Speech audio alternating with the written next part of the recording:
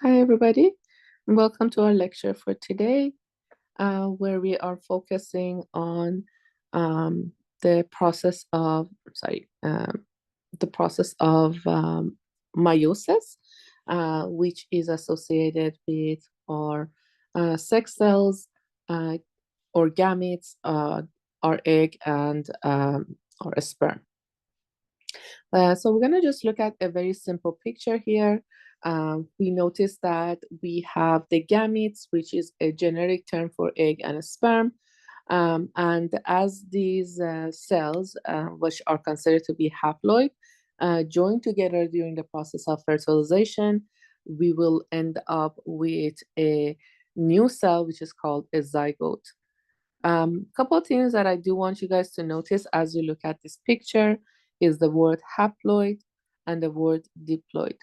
So we see that the sperm and the egg are considered to be haploid, while the new cell being produced is referred to as the diploid cell. So the words haploid and diploid are related to how many of the copies of the genetic information you carry. As we all know, each of us receive our genetic information from our parents. So every cell in our body, with the exception of our finalized sex cells, will have a full set of chromosomes from the mother side and a full set of chromosomes from the father side. And because we have two sets of chromosomes, so two chromosomes of one, two chromosome two, two chromosome three, and etc., that means that we are considered those cells to be diploid because you have two copies. However, when we're talking about meiosis, the cells that are created through the process of meiosis 1 and meiosis 2 are considered to be haploid, which means that you either get a chromosome copy from the mom or a chromosome copy from your dad. So even though you have the 23 chromosomes, it's a combination of either your mom or dad, but you will not have two copies of each chromosome from both mom and dad. So the word haploid versus diploid is very important as we distinguish the differences between meiosis and mitosis.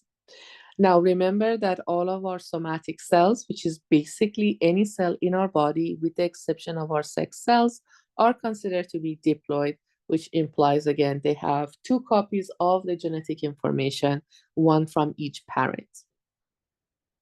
Now, as we talk about the cell being diploid, we also need to understand that, again, when we talk about the chromosome, they are identified as the homologous pair, which basically means, again, you get one copy from each parent. As you can see, color-coded on the image I have, the blue representing the paternal chromosome, and the purple is identifying the maternal chromosome. But even though these are chromosomes and they have the same set of genes on them, the genes may have variations or variants of them, and those variants are referred to as allele. For instance, if you're looking at the first gene, let's say this gene right here, the paternal may carry a allele that looks like capital A versus the maternal may carry the allele that looks like a lowercase a. You may also have both of them as lowercase a or both of them as uppercase. It doesn't matter as far as it is the same chromosome, so it has to be homologous genes. So in this picture, again, we show two pairs of homologous chromosomes with the color coding for each parent. Now, what I'm showing you here is the cell we start before we start meiosis 1, or it also can depict any of our somatic cells that do contain 2N or diploid genetic information, which should be all of our somatic cells.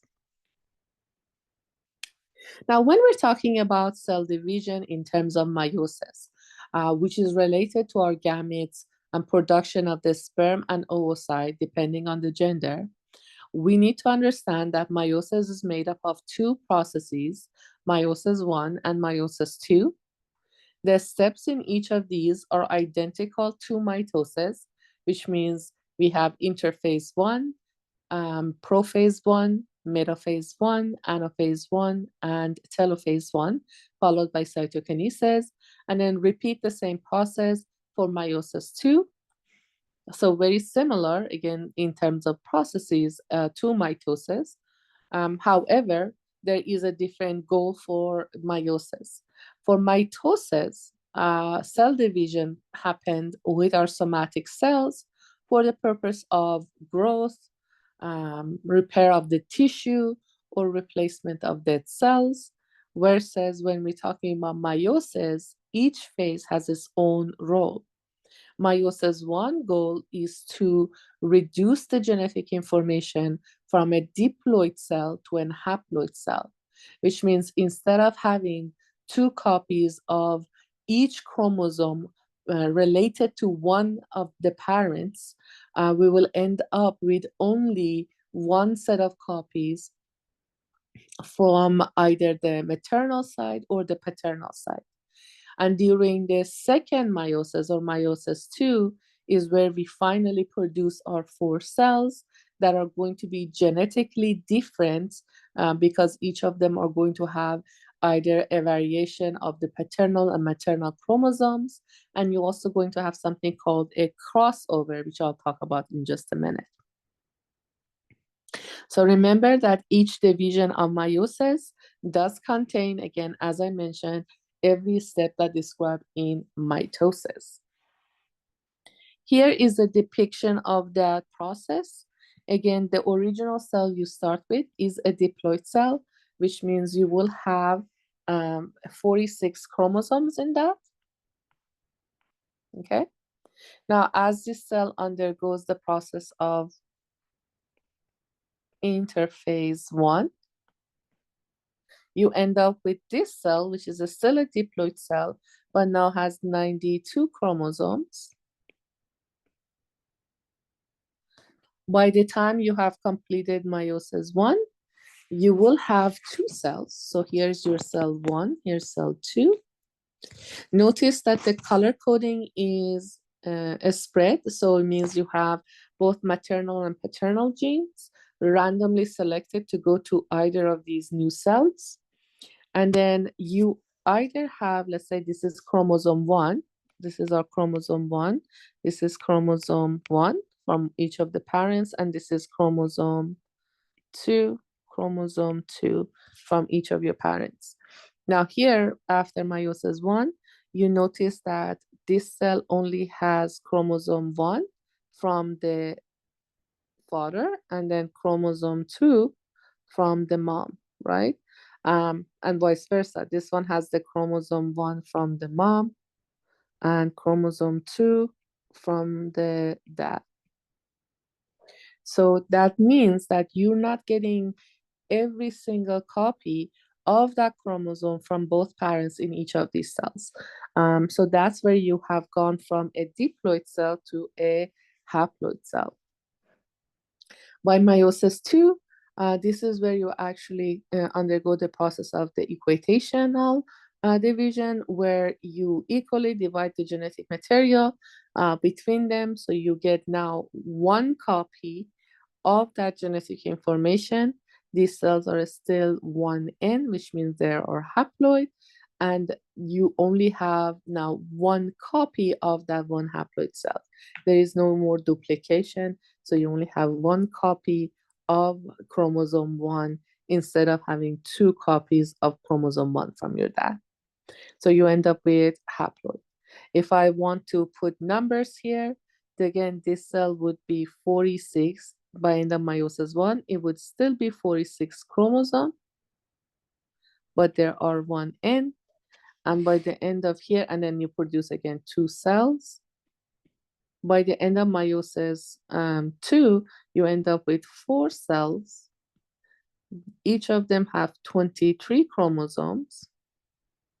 And all of these cells are 1N, which means, again, only carrying either the parental genetic information or the maternal genetic information. Here is an overview scheme of meiosis 1. Just by glancing over it, and we'll go into each of the steps in just a minute, you can notice that they are very similar to mitosis, where you are going through prophase, metaphase, anaphase, and telophase.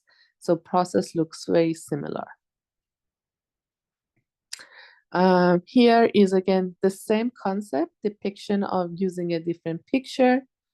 What I want for you guys to highlight here is the concept of crossover, and I'll come back to this in just a minute, is when the same chromosome from the mother and one from your father, they both line up at the same time, and sections of these chromosomes are going to be switched between the maternal and the paternal chromosomes. So it looks like something like this. So here is the maternal and paternal copies in green and purple. You have the crossing over taking place, and that crossing over, you have a switching between section of the genetic information between one of the arms of the chromosome. So if you now eventually pass them and create 4 cells, this is going to be your 4 cells. So if I was to draw this picture, have 4 cells. I'm sorry, I don't have a purple, so I'm gonna just do this. So you're gonna have something like this. And then the second cell would be like this. This one would be like this, and then a fully green one. So these are the 4 cells that you have created by the end of meiosis 2. Notice that these are nothing similar to what the original copies look like. There is either one that is purely from maternal or from paternal, and then you have 2 that are a combination of both maternal and paternal genes. Sorry, I'm going to go back to this picture. So this is where the crossing over happens. And again, you can kind of draw this line between them. And each of these are going to go to one of the 4 cells. Now, I will come back to this chart at the end to make that comparison. But right now, we're going to focus on each of the steps of the meiosis. So during interphase within the meiosis, it is still the same thing. I didn't have a slide for this, but to just kind of reassure that everybody understand, interphase, you will have the genetic info, which is your chromatin duplicated. Sorry. So you're going from a 46 to N to a 92 to N. The crossing over eventually takes place in prophase. You double check the genetic information is good, and you send that duplicated genetic information to your prophase. Now, during prophase, again, you're condensing your chromatin to chromosome. So that's where the information becomes visible. The nuclear envelope that is around the nucleus is start to disappear because you want to get access to the genetic information. You have spindles forming, just like mitosis, that will help you centralize the chromosomes and eventually pull them apart to divide between the cells.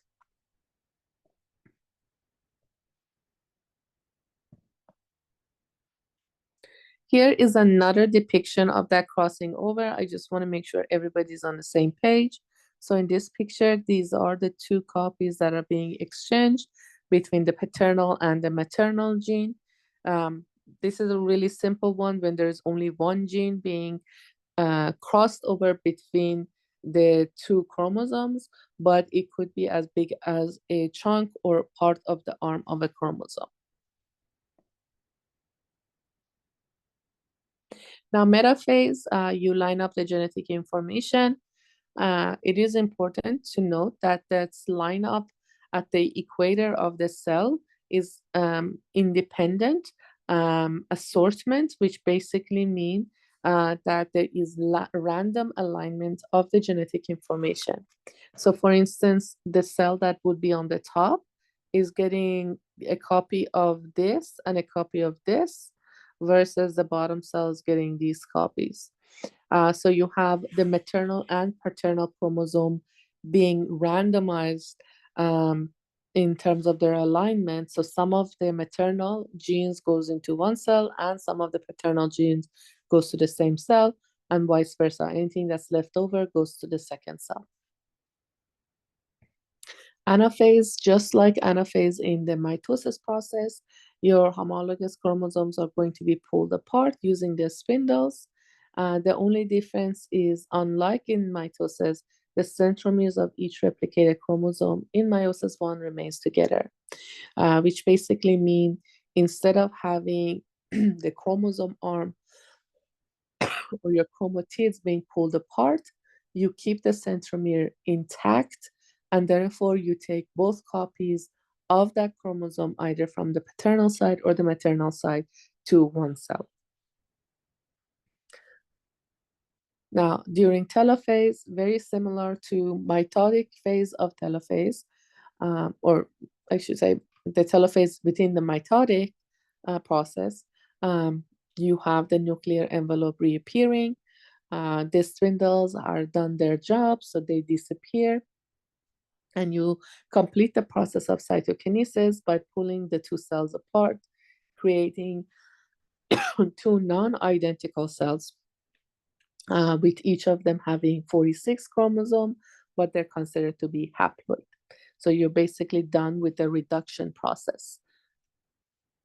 Now, it is important that during the second interphase, the chromosomes do unfold into thin threads. However, there is not going to be additional replication process. All we're going to do is now divide the chromosomes between the cells, between 4 cells. So there are protein manufacturing, but again, the DNA is not going to be replicated.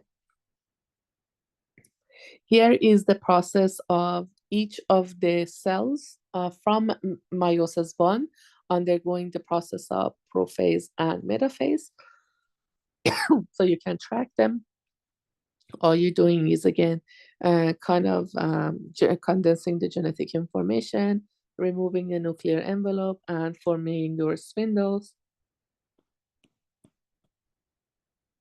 Metaphase, you line up the new cells at the center of the cell. Again, these alignments would be a combination of the maternal and paternal genes in each cell. During anaphase, right here, you're pulling the genetic information apart. Now, this is where the centromere does disappear, and each copy of the chromosome will move to one end of the cell into opposite poles, and then eventually you complete telophase, where the nuclear envelope reappears, the spindles disappear, and you complete the process of cytokinesis and create 4 cells that are very different from one another. Here is a depiction of what those 4 cells look like if it starts from at the beginning of meiosis 2 to the end of meiosis 2. So I tell my students, if you have a good grasp on the process of mitosis, meiosis should not be very difficult because there are very significant amount of similarities between the two phases. But the question comes up, but what is different, right? So what are the differences between these two? And this is the table we're going to take a look at. So we know that mitosis is only one set of cell division where you create 2 identical daughter cells at the end. In meiosis, you undergo 2 processes, so meiosis 1 and meiosis 2. You produce 4 cells, and these cells are genetically different from one another. In mitosis, you start with cells that are 2N or diploid, and you end up with a cell that is identical in terms of the genetic information. So therefore, they are 2N. And remember that mitosis is limited to somatic cells, versus meiosis, it happens at what we call germline, creating your gametes. And the cell starts as a two end cells, but then we end up with a haploid or one end cell line. Now, mitosis is interesting because, again, mitosis happens throughout their life as far as the somatic cell needs to undergo division for either the purpose of growth, repair of the dead tissues, or just replacing cells that have been too old and have been destroyed. Meiosis, on the other hand, only takes place when you reach puberty. For male, it continues for the rest of their life, but for female, it stops at menopause. Here's what I found. Sorry. And it is used, meiosis used only for sexual reproduction, versus mitosis is used for, again, for somatic cells that are need to undergo their growth and repair. So even though you're following similar steps in terms of, the phases of going from prophase all the way to cytokinesis, or even the interphase, that there is differences between those cells being created at the end and the purpose of the mitosis versus meiosis. Now, to give you some numbers, meiosis generate a significant diversity within our genome. A person can create 2 to 23 power. It adds up to over 8, sorry, not 8 billion. I can read the number now. 8. I'm off by one decimal place, or one little circle, I guess, one comma place. So 80. Right now I can't do it. 83 million possibilities and combination within your chromosome. So if you can imagine, you have over 83 billion. Oh, I think my number is on the top is wrong. It's just I was missing a zero. Sorry, 8 million differences. But you get 8 million from one parents and then 8 million from the other parents, and we combine those two numbers, that means that you have more than 70 trillion differences that can be very unique, very individualized characteristics. The crossing over, that that little piece of genetic information that gets passed on between the two, eventually contributes so much that we end up with limitless genetic diversity. Now, again, genetic diversity does not mean we don't have similarities, because some of those characteristics definitely get passed down, and they're considered what we call a dominant gene. But the diversity, comparing one genomic diversity or one genome to another human genome, there's definitely not going to be identical unless you consider identical twins. Now, when we talk about mutation, paternal age does play a role in terms of, I should say, paternal and maternal age does have an effect on the rate of mutation and the possibility of problems with meiosis. There are conditions that arise in the testes, which is where your sperms are developed, and affect the divide every 16 days. As soon as the person reaches puberty, which means that's where they start to produce their sperm. And this offers basically many opportunities for that DNA replication that takes place to have mutation, and basically those dominant mutation, those the one that are going to be more strong and be passed down, go ahead and move forward. These mutation can cause a mutation on a very specific receptor called the FGFR receptor, or FGFR. And this is, again, happens in the male testes as the man ages. So a lot of people say, well, male are good, their genetics does not get affected, so they can have kids all the way to basically the moment of death. But in reality, there are genetic contributions and genetic mutation contributed with the male's age.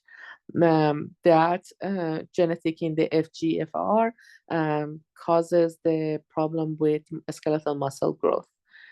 We also have, which is, I think, something that's better known, the problem with the oocyte development in terms of the genome, but most of the mutation associated with the female aspect of meiosis are typically either you have a piece of the chromosome completely missing, or another piece of chromosome has been added. So it means you have an extra piece of chromosome plus your regular 23 chromosome. Here is some of the phenotypes of some of the main disease. I think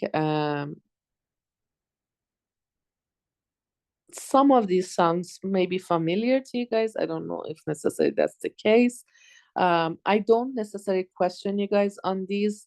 I think it's interesting for you to know, especially if you are a woman and you're reaching older age. I know there is resistance toward, oh, women at old age can have it all and they can have kids.